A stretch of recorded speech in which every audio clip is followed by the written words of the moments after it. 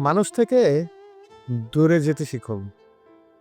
যে অবহেলা করে তার থেকে, যে কষ্ট দেয় তার থেকে, যে মানসিক অশান্তির কারক তার থেকে, যে বন্ধু আপনার বিপদে কেটে পড়ে তার থেকে তো দূরে থাকবেন। যে আপনার ভালোবাসার সুযোগ নেয়, যেমন না ধরি না ছাড়ি আটকে রাখে এমন, যে বিশ্বাস ভঙ্গ করে, যে আপনার গুরুত্ব দিতে চায় না তার থেকে, জীবনের নেতিবাচক প্রভাব ফেলে এমন প্রতিটা ব্যক্তি থেকে দূরে থাকা উচিত।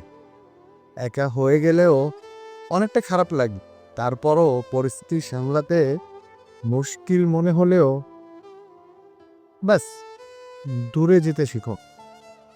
মানুষ থেকে দূরে যাওয়াটা জরুরি, তাহলেই আপনি ভালো থাকবেন।